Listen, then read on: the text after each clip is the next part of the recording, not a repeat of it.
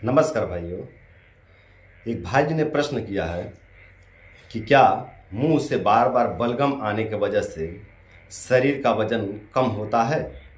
तो इसका उत्तर है कि हाँ, यदि आपके मुंह से बार बार बलगम आने की समस्या होती है, बार बार कफ आने की समस्या होती है, तो इससे आपके शरीर का वजन कम हो जाता है। अब देखिए, इसमें होता ये है ना कि जो आपके मुंह से बार बार कफ आने की समस्या होती है, जो आपके मुंह से बार बार बलगम आने की समस्या होती है ना, इसमें जो आपका रस धातु होता है ये बार बार निकलता है। मतलब ये जो आपका कफ होता है ना, जो बलगम होता है, ये आपका रस धातु ही होता है। मतलब जो हम लोग अन्न खाए हैं, जो फल खाए हैं या फिर जो सब्जी खाए हैं, उसका अच्छे से डाइजेशन नहीं हुआ। अग्नि मंद होने के कारण, मंद अग्नि के कारण उसका अच्छे से डाइजेशन नहीं हुआ, पाचन नहीं हुआ। और जब पाचन उसका नहीं हुआ है तो वही जो है कि वायु के माध्यम से ऊर्ध्व होकर के ऊपर की तरफ आकर के मुंह से बार बार निकलने की समस्या होती है। यदि यही कच्चा रस नीचे के रास्ते निकले, लैट्रिन के रास्ते निकले, तो इसको म्यूकस कहा जाता है। और जब मुंह के रास्ते निकलता है तो इसको कफ या फिर बलगम कह दिया जाता है। तो ये जो बार बार सफ़ेद सफ़ेद कफ निकलने की समस्या होती है या फिर जो पीला पीला कफ निकलने की समस्या होती है, ये अपना रस धातु होता है। मतलब जो हम लोग अन्न खाए हैं उसका अच्छे से डाइजेशन नहीं हुआ, अच्छे से पाचन नहीं हुआ, और जब पाचन नहीं हुआ तो ये वायु के माध्यम से ऊर्ध्व हुआ और फिर ये जो है कि मुंह से बार बार निकलता है। कई बार ये ऊर्ध्व हुआ कफ जो है कि फेफड़ों में चिपक जाता है, तो बड़े बड़े व्याधियों को भी जन्म देता है, जैसे कि श्वसन तंत्र संबंधी समस्या उत्पन्न हो जाते हैं। और कई बार ट्यूबरक्लोसिस जैसे समस्या उत्पन्न हो जाते हैं, फेफड़े में अनेकों प्रकार के संक्रमण हो जाते हैं ये कफ जब चिपक जाता है फेफड़ों में तब। तो ये जो है कि समस्या होती है कि जो अपना कच्चा रस होता है यही बार बार मुंह के रास्ते आता है। तो जब कच्चा रस मुंह के रास्ते आता है ना, तो अपना वजन कम हो जाता है, क्योंकि अपने शरीर को कुछ मिलता नहीं है पोषण, है ना।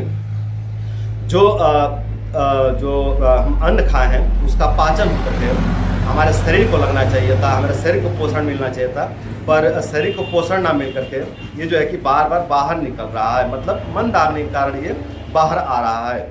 तो अगर हम इसकी चिकित्सा की बात करें ना कि ये बार बार जो है कि मुंह से कफ ना निकले और ये जो हम अन्न खाएं इसका अच्छे से पाचन हो, डाइजेशन हो, इसकी अगर बात करें, इसकी चिकित्सा की बात करें, तो खाना खाते समय बीच में आप पिपली चूर्ण का सेवन करें। 2 चुटकी पिपली का चूर्ण लीजिए और खाना खाने के बीच में इस पिपली चूर्ण का सेवन करें 2 चुटकी की मात्रा में। मतलब आप 4 रोटी खाते हैं तो 2 रोटी खाने के बाद 2 चुटकी पिपली चूर्ण खा करके फिर बचा हुआ रोटी, जो 2 रोटी बचे हुए हैं, उसको आप खा लीजिए। ऐसे यदि आप चावल खाते हैं तो आधा चावल जब आप खा लें तो 2 चुटकी पिपली का चूर्ण लीजिए, उसको खा करके और फिर बाकी के खाना खा लीजिए। इस प्रयोग को करने से होगा ये कि जो आपकी जठराग्नि मंद पड़ी हुई है वो प्रज्वलित हो जाएगी, और मंद आने के कारण जो आपको बार बार कफ आने की समस्या हो रही थी या फिर जो आपको म्यूकस आने की समस्या हो रही थी, कफ मतलब लैट्रिन में जो आम आने की समस्या हो रही थी, इन सभी समस्याओं से आपको धीरे धीरे पूरी तरह से मुक्ति मिल जाएगा। और ये म्यूकस आने के कारण या फिर मुंह से बलगम आने के कारण, कफ आने के कारण जो आपका दिन प्रतिदिन शरीर क्षय होते जा रहा था, मतलब जो आपका वजन कम होते जा रहा था, इस समस्या से भी आपको मुक्ति मिल जाएगा और आपका वजन धीरे धीरे बढ़ने लगेगा। तो आप लोग इस पिपली चूर्ण का सेवन करके अपने मंद आने की समस्या को दूर कर सकते हैं। और जो आपको बार बार कफ आने की समस्या होती है, बलगम आने की समस्या होती है, या फिर जो आपको लैट्रिन के रास्ते म्यूकस आने की समस्या होती है, इस समस्या से भी आप मुक्ति पा सकते हैं इस पिपली चूर्ण का सेवन करके।